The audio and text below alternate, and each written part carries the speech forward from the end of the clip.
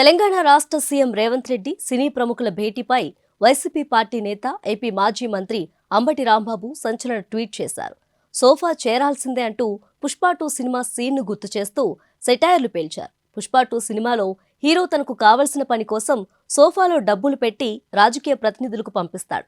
అదే అంశంతో సీఎం రేవంత్ సినీ ప్రముఖుల భేటీని పోల్చుతూ అంబటి రాంబాబు చేసిన ట్వీట్ వైరల్గా మారింది. పుష్ప 2 సినిమా చూసిన వారందరికీ అందులోని సోఫా మర్మమేంటో ప్రతి ఒక్కరికి తెలుసు. పుష్పరాజ్ భార్య శ్రీవల్లి తన భర్తను సీఎంతో ఫోటో దిగి రమ్మంటుంది. దీంతో పుష్పరాజ్ తనకు క్లోజ్గా ఉన్న మంత్రితో కలిసి సీఎం వద్దకు వెళ్లగా స్మగ్లర్ అన్న కారణంగా సీఎం పుష్పరాజ్తో ఫోటోకి దిగటానికి ఇష్టపడ్డు. దీంతో పుష్పరాజ్కు కోపం వచ్చి ఏకంగా ముఖ్యమంత్రినే మార్చేయాలనుకుంటాడు.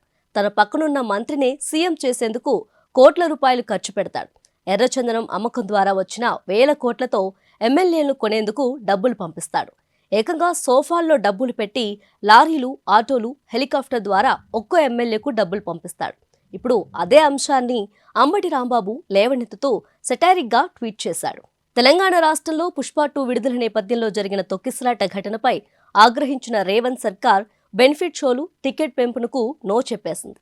ఇవాళ తెలుగు సినీ ప్రముఖులంతా కట్టగట్టుకొని ముఖ్యమంత్రి రేవంత్ రెడ్డితో సమావేశమైన ప్రభుత్వ వైఖరి మారలేదు.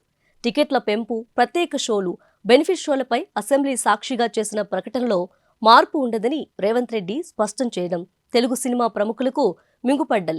ఈ క్రమంలో మాజీ మంత్రి అంబటి రాంబాబు ట్వీట్తో సంచలనం రేపారు. సమస్య పూర్తిగా పరిష్కారం కావాలంటే సోఫా పంపాల్సిందేనంటూ ఆయన చేసిన ట్వీట్పై వివిధ రకాల కామెంట్లు వినిపిస్తున్నాయి. పుష్ప 2 మూవీలో మాదిరిగానే రేవంత్ కూడా డబ్బులు ఇస్తేనే పనులు జరుగుతాయనే విధంగా ఆయన ట్వీట్ ఉందని కొందరు, రియల్ లైఫ్ని రియల్ లైఫ్తో పోల్చకూడదంటూ మరికొందరు హెచ్చరిస్తున్నారు.